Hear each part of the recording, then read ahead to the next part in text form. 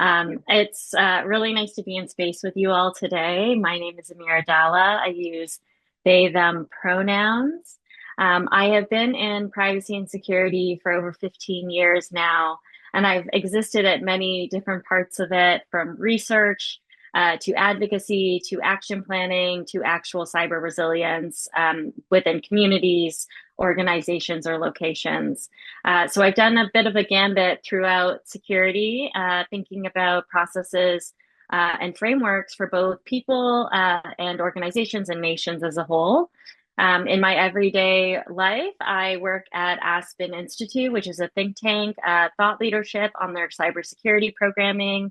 And in doing that, I manage Craig Newmark Philanthropy, which is a philanthropy space that really focuses on cyber digital resilience, but also protecting our nation's core.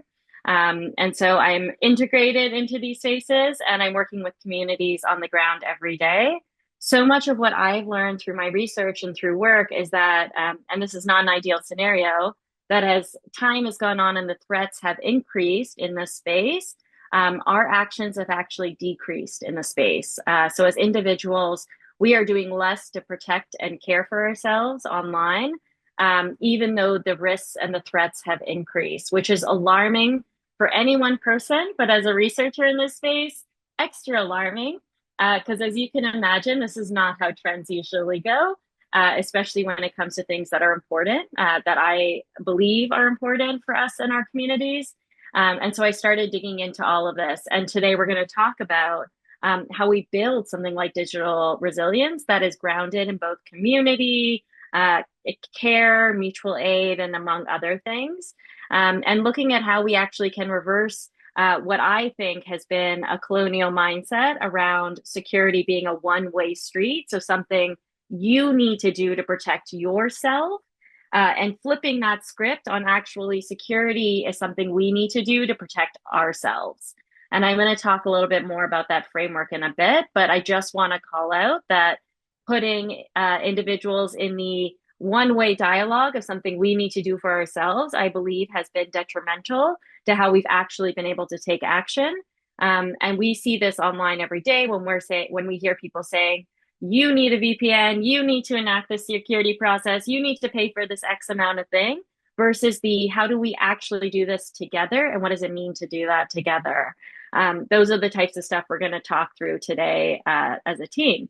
But before we do that, let's just set the container that we're all in today as well. We are here to learn. That is the goal and outcome of this process. And my request is that we do that collaboratively. In some ways, I have designed the next hour and a half to actually be able to collaborate and talk and share and inform one another with our insights and perspectives. And in some ways, I actually am going to ask you all to do so as well. So my request here is that jump in with me and actually be able to participate in ways, and we'll chat a little bit more about the different ways you can do that, but to not shy away, to know that this is a space where we're all eager to collectively learn from each other along that way and share the things that we are bringing in from others as well. And with that said, I actually want to call out that we represent ourselves in these conversations. So conversations should be based on the perspectives and the experiences that you are bringing as an individual, but we acknowledge that actually our perspectives are also influenced by our ancestors, the communities that we are with, and the movements we are a part of. And I encourage you to also bring those in, but not talk about them as they are a monolith and that one perspective is everything within them as well. And the last thing that I really want to highlight for us today is that we are in a moment of turbulence. And the hard thing about saying a moment of turbulence is that there is not one sole thing that I can point to as the cause and the root of the turbulence. There's actually many things that are causing turbulence for our communities and our spaces right now. So I am going to just pause there for a second. We're going to actually kick off with some poll action.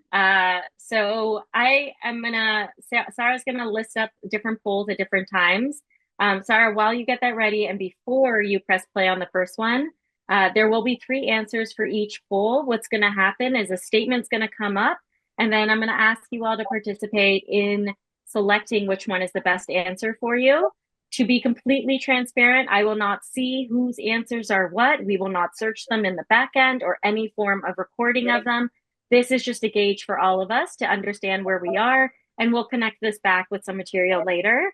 Now, the reason why there's three is because we all know this is the true and false. But if you've ever met an individual who is like, well, I would have select true, but all of this thing also prevented me from selecting true.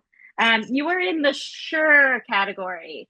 The sure category, said like that, is a yes, no. It means it could be a yes, it could be a no. There are depending factors. It also means you're unsure. It also means I don't know how to answer this. It means that we don't live in binaries and things are layered. So providing two options often just isn't enough. So feel free to leverage the sure option when you need it. All right, so we're ready to kick off with poll number one. Great. Okay, so the first question is community is important to me. This is where I'm going to ask you to put true, false, or sure. Or sure, more of a question mark there in the end. Okay, great. Everyone's answered. So I'm gonna share this poll, but I'm gonna tell you you're all in agreement. You all believe community is important. That makes total sense as to why you're all here today. So I am not plagued with that at all, but we're gonna see a little bit about what that means later. Okay, Sarah, poll number two. Let's get it up. The question is, I think about how my actions impact others around me.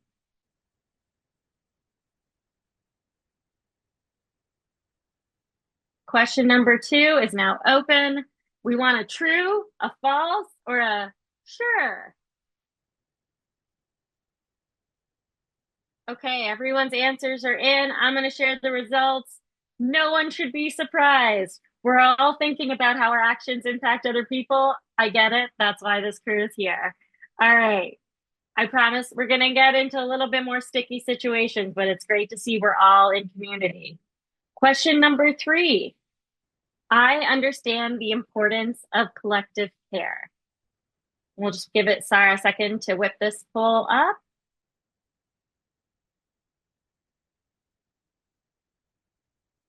We get to really hum on collective care.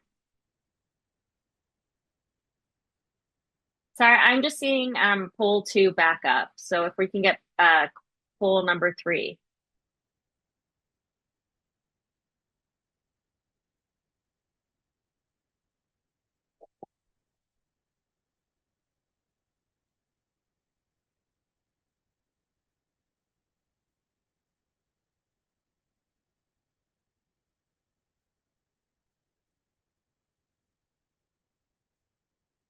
Oh, sorry, can you see it now? No, we can't see it yet. Hmm.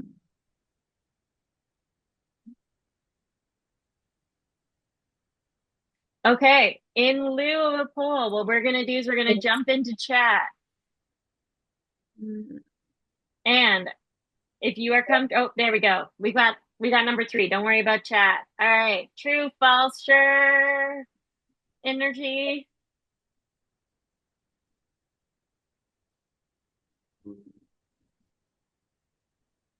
We'll give it just 20 more seconds.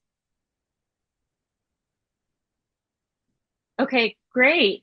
So I'm going to end this poll and I'm going to share the results with you. We actually have most people jumping into the true category and a couple people in the sure category. I wanted to just leave a second to allow anyone who put true or sure to vocalize their answer in this way.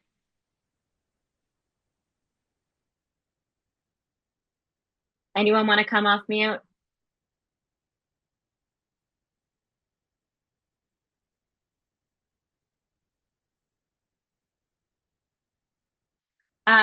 Specifically, if someone is feeling brave enough to tell us why this was a sure for them, I'd love to learn more as to what are the blockers and understanding what collective care is for people. And if you didn't do sure, but you've got some ideas, I'd love to hear those too.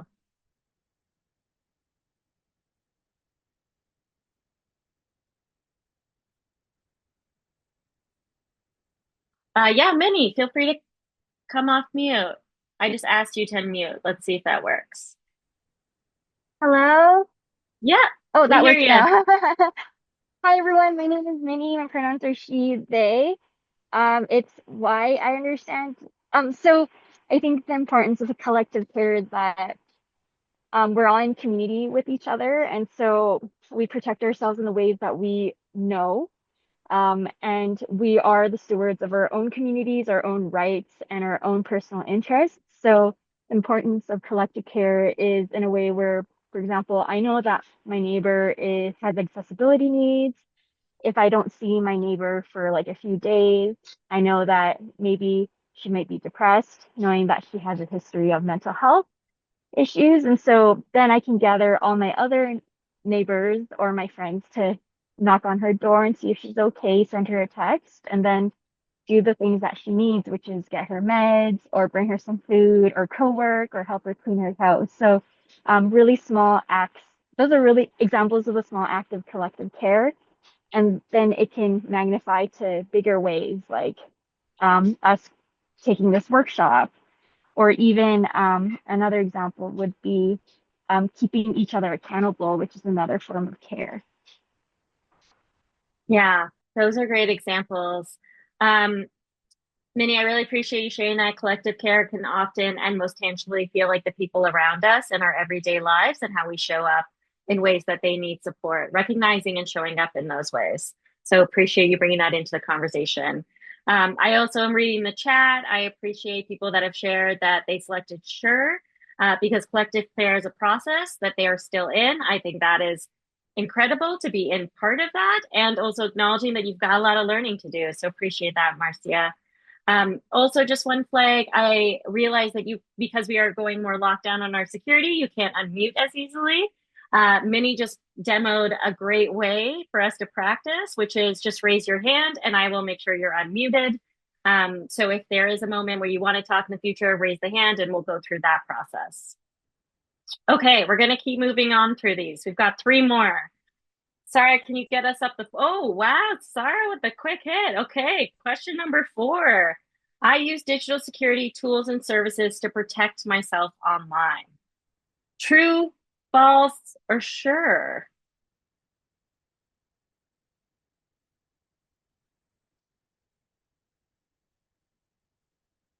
Okay, I'm going to close this poll. Thank you all for sharing so promptly. What we can see in the poll is about 30% of you have said true, and about 70% of you had said sure, as in, I believe you might use some, or you might not use many, or you're unsure of what to use. Does anyone want to jump in here and share why they might have put sure? And again, you can use the chat if you want to be non audio, and if you want to be audio, raise your hand and we'll unmute you.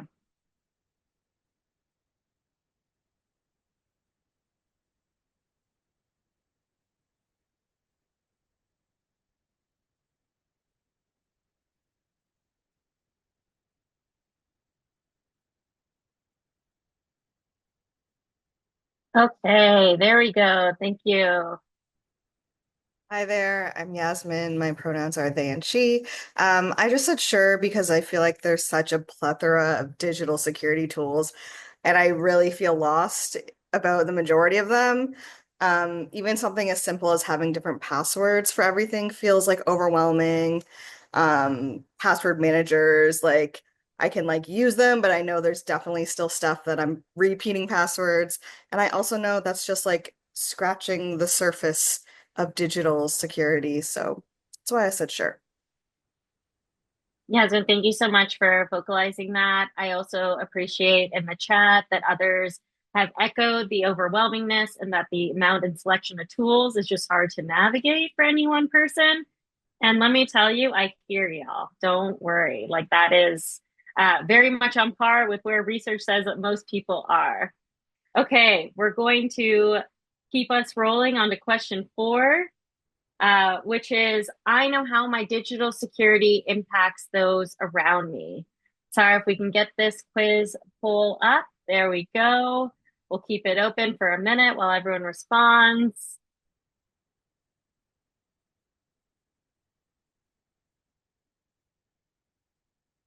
We've got 1 to 2 more responses we're waiting on.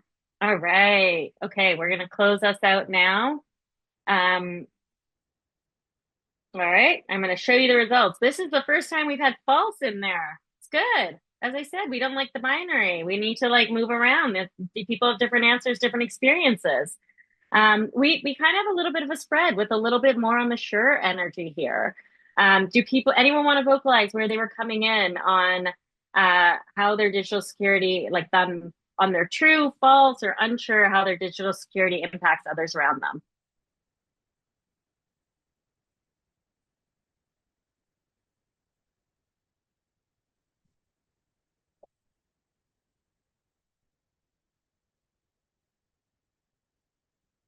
Okay, Minnie, I'm unmuting you. Hi, I think one example would be, for example, if someone goes to the protest and they take a picture of everyone's face and then post it online. Yeah, that's a great example. I know that there's someone who's running a workshop akin to in the Cyber Prides program on protesting safely. There is a lot of ways in which we are modeled by tech companies and platforms to do X thing without realizing the consequences of X thing. And taking a photo at a protest of people's faces or identities is clearly something that puts a lot of people in risk, but most people are unaware of. So great example. All right, and I'm looking at the chat. We've got Marcia saying, and also apologies if I'm not pronouncing things wrong. I love using names. Names are beautiful. They're important parts of identity to some, not all. And so I want to be able to call everyone by name because we are friends here. We are in community. And so if I'm pronouncing it wrong, I apologize and I will correct myself, but please let me know. So we have Marcia, which is saying, I know a lot of basic impacts, but still trying to understand how it impacts others around me, which honestly is a moving target in our digital ecosystem. Layla saying it seems really mystifying to me. I'm not sure how digital security really impacts me, let alone other folks, which is kind of what society and companies want you to believe. So we are naturally pushed into that area without often the information and resources to get out of that area. But being here is your first step. So thank you. Avril, I'm going to unmute you. Okay, hi. There you Can everyone go. hear me? Yep. Okay, Yep, we can hear amazing, you. great, yeah. So I work communications at a university. I'm not gonna say which one, but you can probably find me really easily. Um, so one of our best practices is that we try to do sort of a digital audit of our information. We do have a lot of sensitive information on our website, our social media, and I try to reflect that in my private life as well, just to make sure that, you know, my friends' personal information isn't on there for too long, or just checking in to make sure that they're okay with being shared. Thank you. Yep. We won't search the university. We will leave you in your anonymity, but also understanding how data transfers and how we are keeping hold of it in the back end for any one person or any one space is super important. Minnie, I see your hand. I'm going to move on to the next question. And if you want to jump in there, we'll point to you first, but just for time, we're going to keep going. So question number 6 and our final poll question is I understand how technology is used against communities I care about.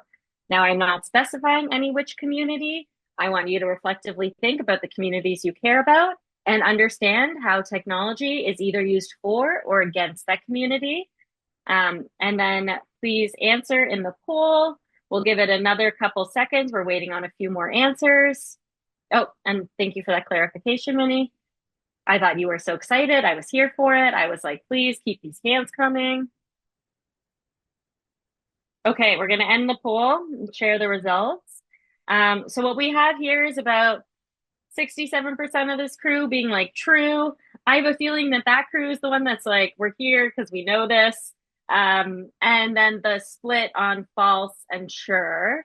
I'm curious on this one, is there anyone who wants to speak particularly about why they selected the answer they did and share a little bit more on either their understanding or non-understanding?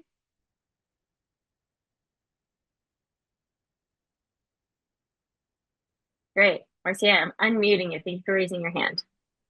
I can say I chose false because while I have some ideas of possible ways technology can be used, I really don't have a good understanding of how it is actually being used against communities I care about right now. Which is totally fair. Many organizations do not want you to know. So in many ways, it is a black box, which is hard to navigate. And the good news is we have a lot of people working in these spaces and doing good work to constantly uncover some of that. And that might be where a lot of people who said true understand that. Those who said true might also be in a space where they think about this constantly in whether physical or digital spaces they're in and how it impacts those within there. Okay, great. Thank you. We're going to keep it short on that one. And I love that the chat is going, and I agree what Marcia said resonates with me as well. We're going to come back to these polls later, but we're going to talk a little bit more about why we're here and a little bit more on backgrounds around frameworks around community and digital resilience. So we're here because, first of all, Cyberbytes is running this inclusive programming for many of you to up-level skills in the spaces you are working on. In many ways, I don't know many of you, but from what I gather, you are active in your communities and in your spaces thinking about these systems. As someone who has worked in these systems, I have been actively thinking about them for a long time. And about a couple of years ago, I created the People's Digital Defense, which is a project where we reimagine the role of care and community in digital security. As someone who's been navigating digital security for a while, I realized that I uphold care and community in all aspects of my life to the very best ability, constantly learning and growing. But in digital security, these were words that they weren't synonymous with language we use, and they're often left out. And I want to actually talk to you about how I started this to give you a little bit more of a context and to really ground us in why we're here today. So a couple years ago, I was at a protest in a city I used to live in, New York, at Washington Square Park, and there was a protest put on by Audre Lorde Foundation. Some of you might know Audre Lorde. And it was specifically for Black and Brown trans individuals protesting for Palestine. Convening, not necessarily protesting, sorry, convening and supporting a free Palestine. And as individuals were gathered, the organizers asked, "Who keeps us safe?"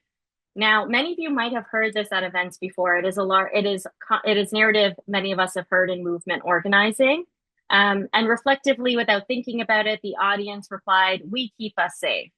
And I know those terms, "we keep us safe," are really embodied into how a lot of movement work goes. The idea is we cannot rely on governments, corporations, or organizations to keep us safe.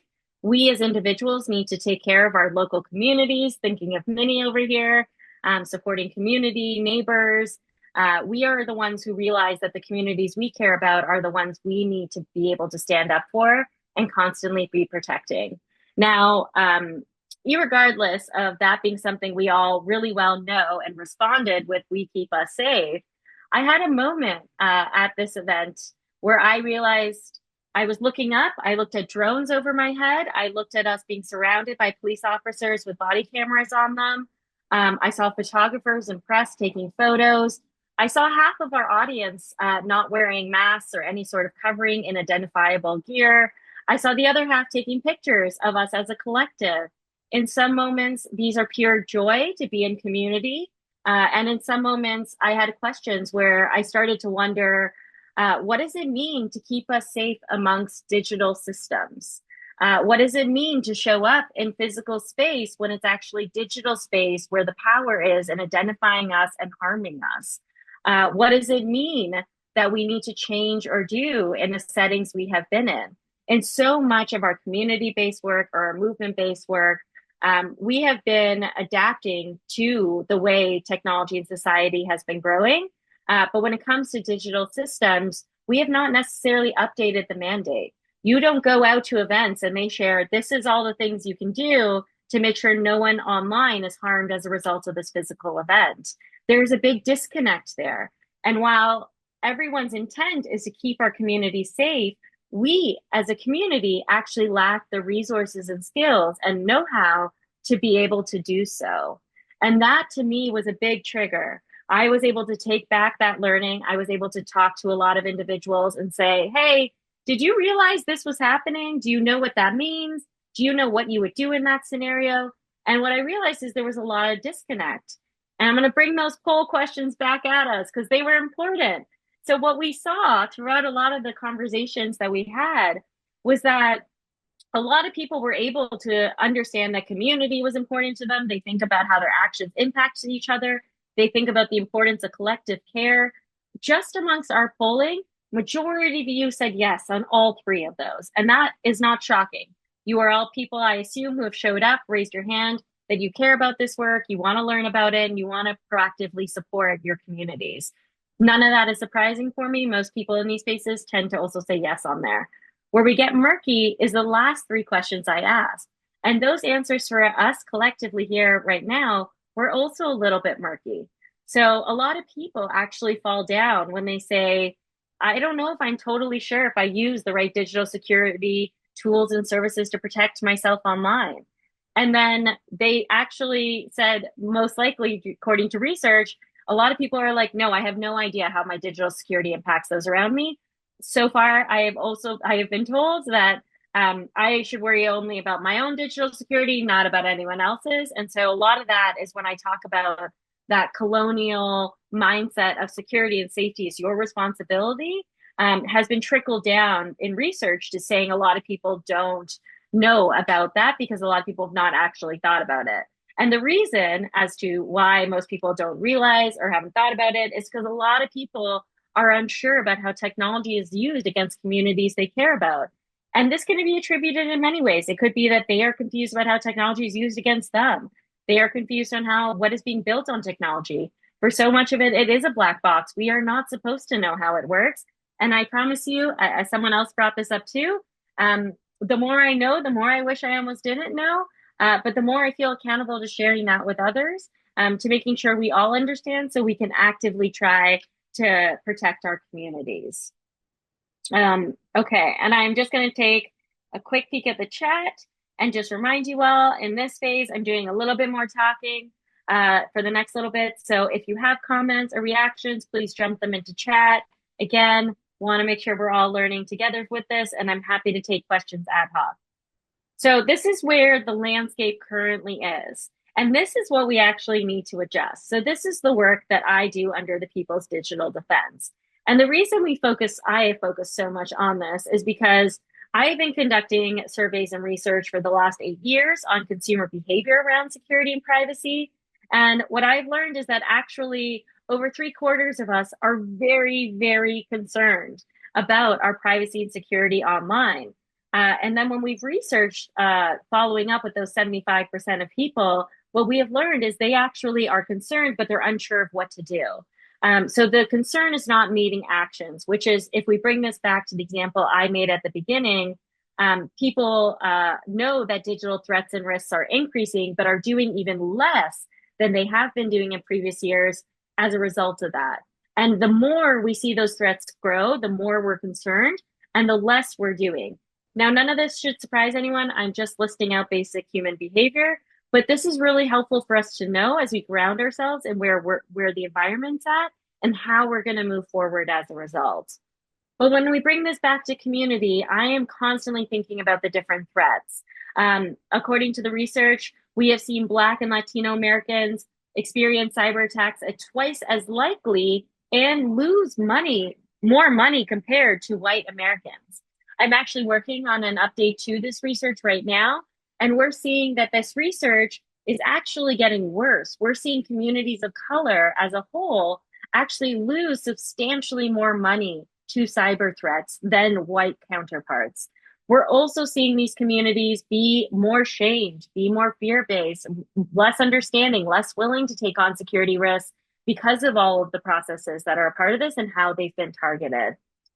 Also, side note, a little bit of teaser on this research is that we're also seeing that communities with more money, with more affluence, are also seeing less cyber attacks and losing less money. So we're seeing this both a threat to our community's color, but also a threat to our low-income communities as a whole, which is not surprising from a consumer standpoint.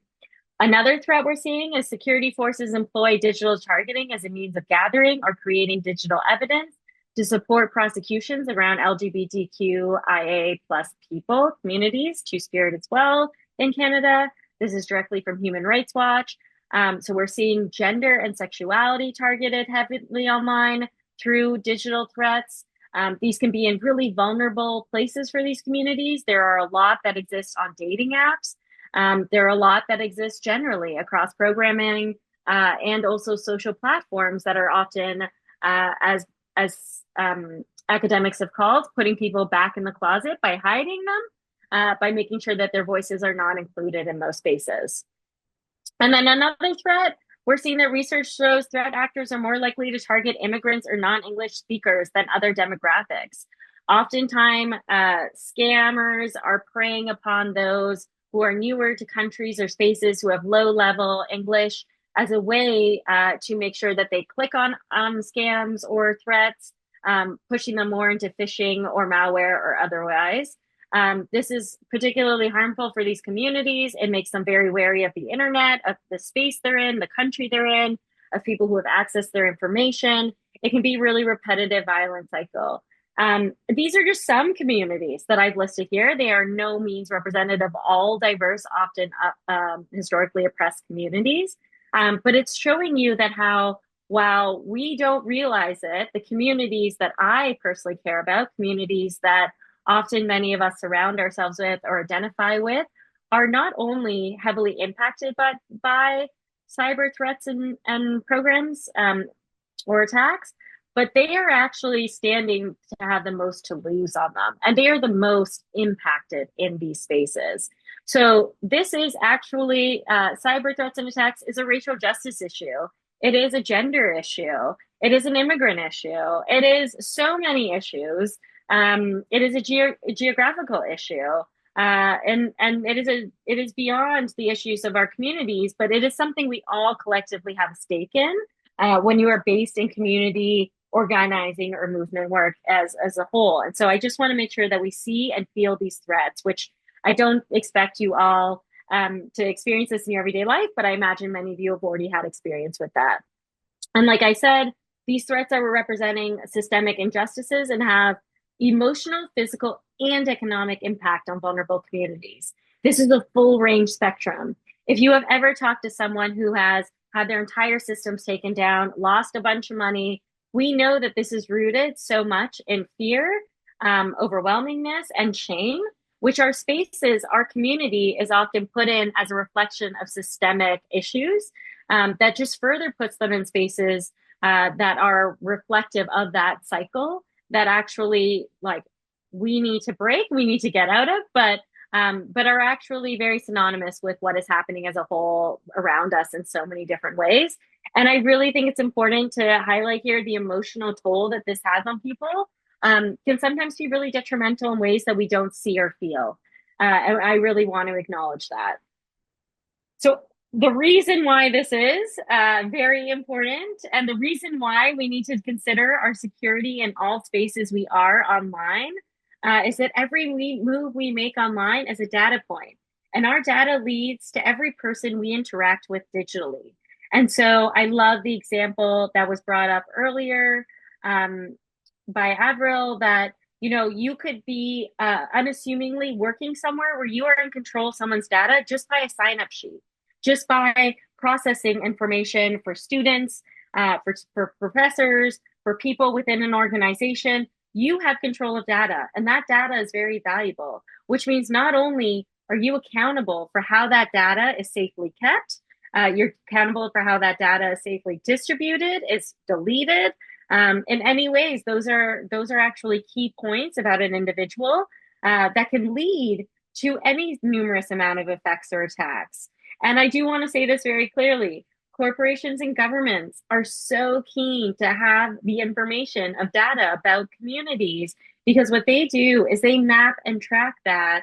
And they actually also try to control behavior online in so many ways. So this data is something that is precious. It's precious to everyone in the world. In many ways, in the digital economy, data is your digital currency. And so the core of what we're talking about here is how data is shared and used. Data is also inclusive of media.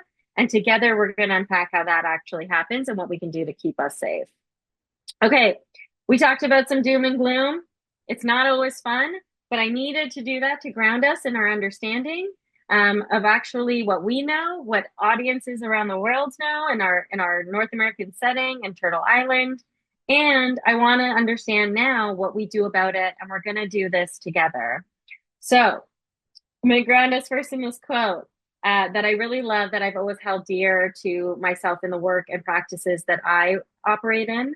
And it says, shouting self-care at people who actually need community care is how we fail people.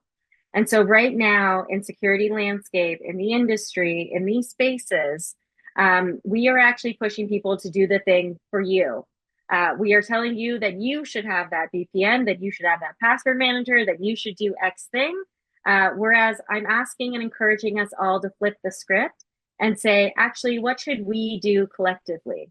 And this could look like small actions at your workplaces to be like, hey, what can we do to keep this data more safe? What can we do to ensure people are joining safely? What can we do when someone tries to Zoom bomb you at the beginning of a call? Say, how do we take care of each other in this moment? How do we make sure we have processes set in place where Sarah was able to go run and operate that efficiently, and we are able to continuously move on and learn and create more of that grounding together. So I encourage us to think from that perspective, but also acknowledge that if we look at this from an I perspective, we are going to fail mass loads of communities that are not here with us, that need a lot more handholding, that are coming at their own pace. And we need to be able to meet them where they're at.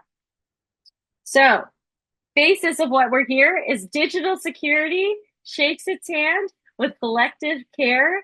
And what we're going to do is we're going to show you how we can put loads of collective care into how we approach digital security so that together we can merge the two and we can achieve security through care as the avenue.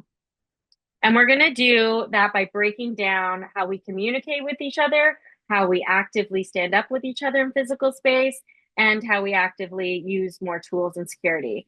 And now I'm going to give you a little bit of a preview. The next few slides are like the big, juicy parts of the conversation. There's a lot of info on here. So what I'm going to do is I'm going to talk through them, but I'm going to leave space after every one of these slides for questions, for thoughts. You are welcome to share feedback, share tools or resources that are not included in here. I want each slide to be able to have a moment of pause so we can go through that together. But when we think about communication in a joint community space, whether digital or physical, we think about how we engage and interact with each other. Oftentimes, we don't realize that what we're saying could be sensitive information for one person, but maybe not another. And so thinking about your individuals in that space and what might be sensitive at one point for another and not, sometimes it is worth taking the moment of pause to actually think through that. Sometimes it's worth asking individuals. I will share a personal example. I work out of the US. I travel often to the US. I have to be very careful about what conversations are on my phone at any given period of time to make sure that both myself and anyone messaging me or anyone in the groups with content are going to be able to stay safe in an emergency if something happens to me or my devices. So having that conversation with friends and community and movement groups I'm a part of has been really important for them to be able to communicate in safe ways with me and to be able to acknowledge that what they're sharing with me has the potential to be shared in spaces if we don't use proper programs. So my big hot tip on communication is there are platforming tools that use end-to-end encryption that you need to use to be able to communicate with folks. So I use Signal. Signal is one of the most secure end-to-end chat options in the industry. One of the biggest things about Signal is you actually set disappearing messages. So using Signal as a default alone is not going to be the most secure. Doing things like adjusting your settings when you're there, like setting disappearing messages, allow those platforms to enable more secure methods. I know that I keep that on. I set my disappearing messages on a weekly basis. It allows me to have more control, allows me to be able to clear stuff before I travel in any sort of situations or settings. So that makes sure that I'm aware of my circumstances, but I'm also thinking about community circumstances. And like I mentioned, you want to make sure you adjust the settings on any platform, whether that is Signal, whether that is WhatsApp, whether that's Facebook Messenger, wherever you are, make sure that those settings are protective of you and the people communicating with you. Another hot tip is don't use email for secure communications. And generally keep information, sensitive information, avoided from writing it down. So oftentimes I will tell people, hey, I have this like really tricky conversation or thing I need to talk through with someone. Instead of putting it in email, can we hop on a quick call? What happens in some of those settings is that communication will not be written down, which allows people to be more secure on their platforms and spaces. And we are able to keep that from being searched or found in any way that we might forget it in the future. We are digesting so much content, it is almost unrealistic for every person to go into every platform they own and clear it generally. So doing this practice actually secures you in the future from coming back to jumping into these spaces. The other one is have security guidelines for those in your spaces or in your group, whatever that might mean for you.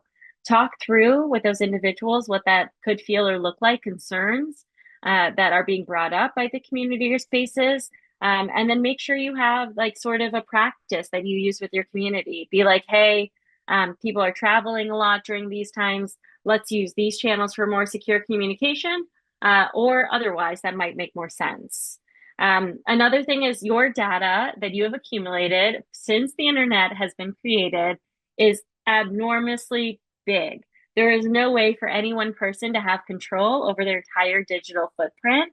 But it is really important that you try to lock down that as much as you can, which means old data is not helpful data. Old data is often incriminating data. And also, if you want an ecological perspective, old data takes up space online and is actually pretty bad for the environment. It has detrimental effects on the nature around us. Data itself is really costly to hold and keep, and we need lots of machines to do so. So, from an environmental perspective, a communications perspective, and a security perspective, you would want to go around and delete and erase things that are no longer applicable. They might not even be a flag for you, but they might be a flag for someone else. So considering your communications with others, I would make sure you actively do this every time. And then my last thing here is limit sharing of any sort of project or team on social media or really in-depth information. Social media is not community's friend, is something that I often say, and that means that social media is actually used against a lot of our communities. Social media in this current climate and political nature is actually much partnered with politics, which means that social media can be used for harm and good in many ways that are beyond even our reach and are being reviewed, recorded, and stored in many ways that we do not consent to. Okay, this was juicy, right? I'm going to pause here. I would love to give some space for any comments, reflections, or questions based on communication.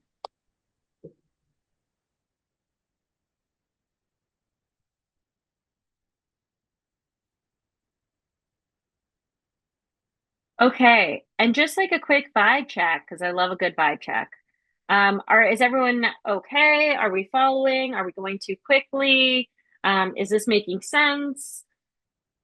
I'm seeing some hearts, thumbs up. People are using the React. This is what it was for. Yeah.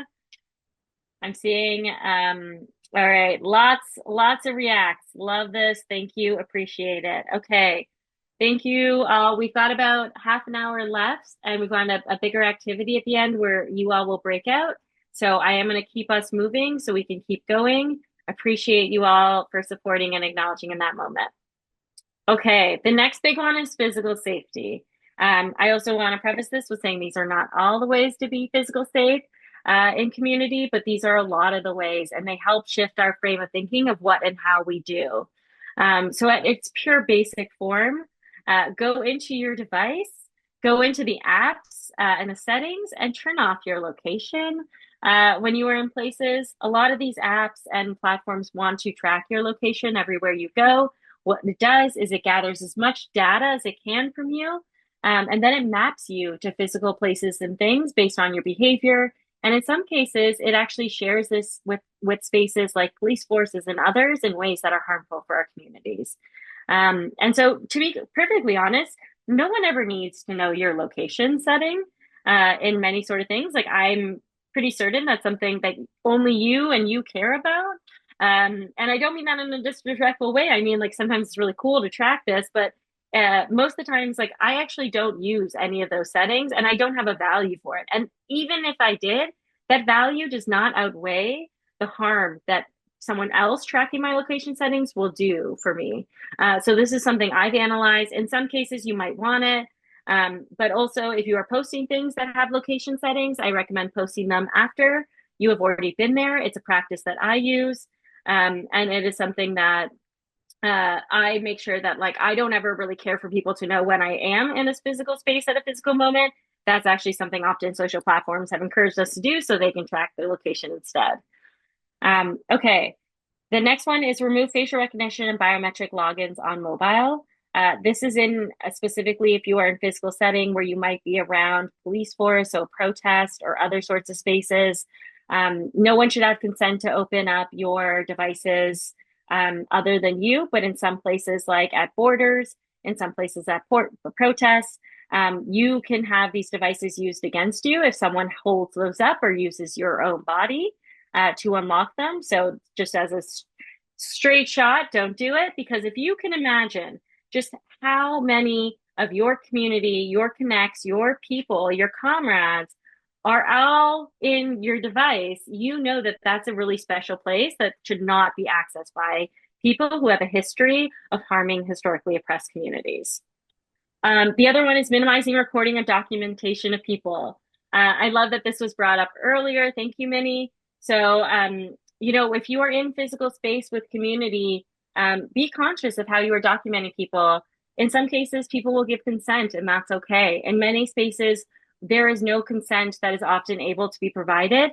My default when consent is not provided is to not do the thing. Or do the thing in a way that is safe and protective. I love also taking taking pictures and documentation at events, or showing I'm out in the streets. In some ways, I use that in an activism way to encourage others to also show up, or to know I could be a buddy when they want to show up. And so when I do this, I make sure that I do it in a way where no faces are visible. And people, you are not able to identify anyone in the pictures or spaces if I'm not able to get consent from those people. Also, I want to say here as a hot tip, if you capture content and then produce an image or an emoji on top of that before you upload it on a social image, if you do that within the app or the platform keeps the original image, so they still have access to the community members, which by default means you putting an emoji on that face is actually not helpful in a lot of cases against the systems at play. And any sort of editing needs to be done before the picture is shared on the or shared to the platform, even just you uploading it and adding anything to it. So a lot of people recommend the safest way is actually to minimize any risks is just to don't bring your devices to high risk scenarios. I know that's easier said than done. We are attached to our mobile devices and it is not always easy to do so. In some cases, you will want to make sure you're backing up your phone or deleting sensitive information. I do this actually regularly. I do this on a monthly basis because I back up a lot of things and I delete a lot of things constantly.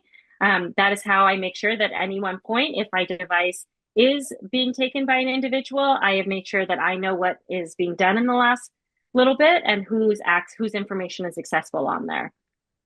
Last thing is purely physical in a physical space is don't be identifiable. So what does that mean? It means avoid standing out by physical items that you might be wearing or having tattoos visible or anything on you that might be super identifiable. Someone who would look at that and be like, oh, I could easily find where that person is, or I could do a lineup and I could match this person to that tattoo. In some cases, we can't change who we are and what we look like, and who we are is beautiful. But in many cases, there are ways we can limit the identifiability on our person. Okay, next pause to check in. How are we feeling on physical? Helpful? Not helpful? Let's use those reaction emojis. All right, Janice, give me a thumbs up. Appreciate you. Hearts, thumbs, more thumbs up. Thank you. Okay. Great. I appreciate all of the reactions. We're going to go on to our last set of these ones, which is just general security. I'm going to read these through pretty quickly. So just the settings on your apps, on your mobile devices, you should adjust them on literally any platform you use anywhere. Companies by default want to be able to track you. They want to be able to store. They want to be able to collect your data. Almost every organization does that by default for their own benefit. The best way to use the system against the system is actually just have confidence and autonomy to go in and be like, hey, before I start using X platform, let me just check the settings and make sure I'm comfortable with everything. And my community would also be comfortable with all these.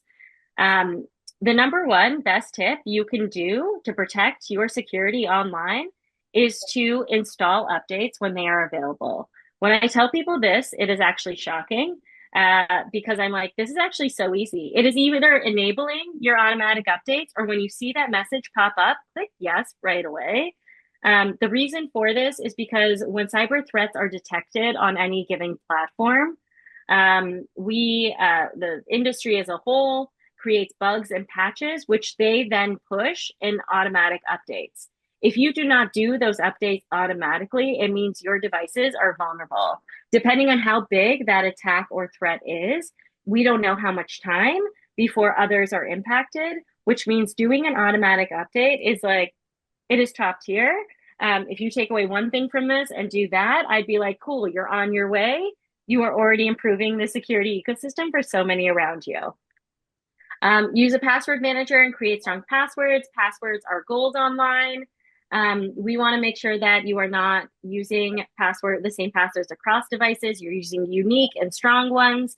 If using unique, strong, different passwords is tough for you, then that is really what a password manager is, where I promise you, you just need one very complex password, and then the rest you're able to store. Password managers actually should be given a co-name of being vault because you can store any form of information on them. They don't actually have to be just passwords. You can share your social security number, social insurance number. You can share your password, your passport. You can share a whole slew of information that is just generally personal and private. Multi-factor adds an additional authentic layer to your account. So in the event of a data breach, if someone gets access to your password, they still will not be able to access it without use of multi-factor authentication. In a lot of ways, we've slowly become adjusted to these in the last few years. A lot of people predominantly use them with bank accounts, using them through text-based or phone-based multi-factor authentication, using an authentic multi-factor authenticator app like Okta, Google Passwords, are the more secure, and I recommend you move towards those. But also there are more stricter ones that are more intensive that we don't need to know in this setting, but there are many versions of multi-factor authentication, and what you use does matter to your security. Decline cookies online. I actually love this in Canada. We have greater autonomy over no as an option in some countries and places. Sometimes it doesn't give you options to decline cookies. You have to go through a much longer process, which is harder, which is what they do to make sure that people don't decline them. So when you see something saying, hey, we're just going to capture cookies to track you online, that is someone saying, hey, we want your data to make our work better, to persuade you online to do more of the things we want to do, to be able to share, collect, and sell your data, which are all monetary strategies. You are under no obligation to share your cookies. It not only tracks you, it tracks anyone you're interacting with in spaces.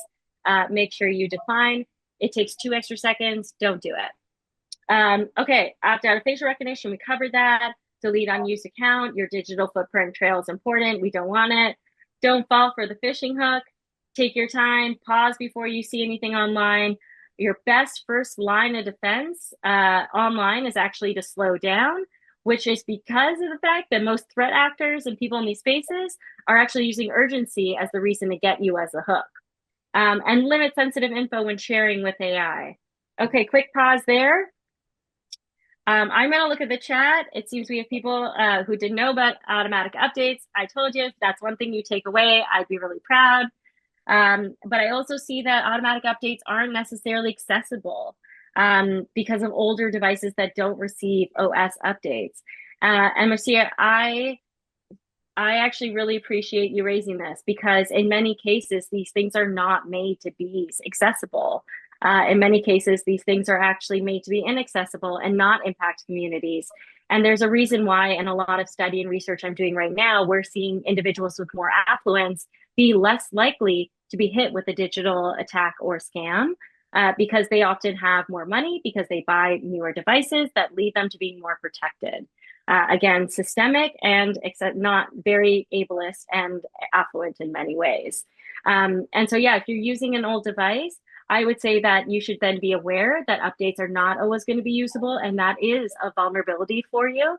And how you then protect your information and data as a result of that is super important. Okay, quick check with everyone. We're good, we're rolling. Any other comments or thoughts on general security?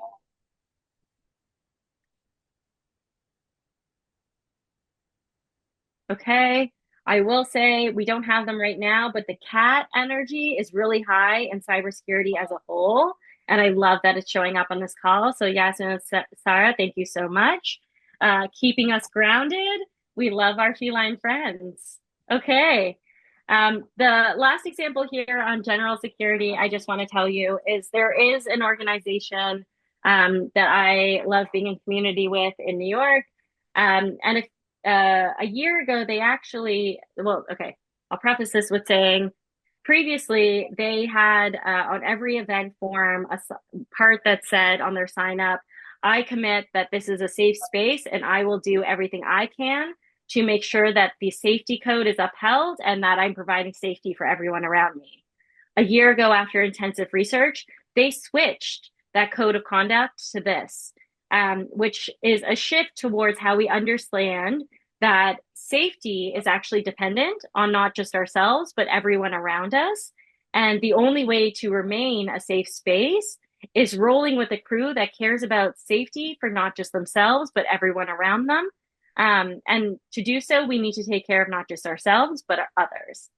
And I think this is really powerful because what we're seeing is actually not just event spaces shift on something that has been very static around safety code of conducts for a long period of time, but actually shift the mode on how we think about this. My safety anywhere I go is the crew I roll with. And so part of this is ensuring that I want to make sure I roll with a damn good crew. And I want to make sure I do that by making sure everyone in my crew understands how we all keep each other safe. And that's truly the framework we're dealing with here. Okay, so additional resources. I'm going to just drop these here. These are three that I actually really respect. In some ways, I participated my own curriculum in some of these. But so feel free to drop these down, take a screenshot, whatever makes sense for you. Consent is given. These are places you can refer to with specifics. They also dive deeper into some of the things I talked about. So I would recommend, depending on the nature of your work and what you're curious on, to dig in here for more details. Okay, we've got 15 minutes left. We're going to do a scenario breakout. And so before we do that, I would like to read you all actually a scenario that we are going to talk through as groups. So Anar recently joined a local organizing community and has decided to host a gathering for 30 friends to discuss the increase in surveillance cameras they see popping up in their neighborhood. They want to create a space to discuss how this impacts the neighborhood and what they can collectively do to keep each other safe. They consider themselves technically savvy, but are not familiar with secure tools and what practices they should use. For those that are visual learners, I'm going to make sure this is up later, so don't worry, we'll drop this in the chat. But at the gist of it, we're going to talk through in groups. Is technically savvy the same as digital secure? What tools should NAR use to organize and advertise the event? What are the visible and invisible surveillance systems that the neighborhood should be aware of? And what are 3 actions the community to do to keep each other safe? So here is both the prompt and the questions. I am going to drop this in the chat so that everyone has it, but Sarah's going to open up breakout rooms. My ask is that in these breakout rooms, you all have 10 minutes as a group to collectively share this. Sarah, just as a heads up, I think we only need 2 breakout rooms based on the size of everyone here in groups. So you'll be split into 2. It'll be approximately 4 or 5 people per group.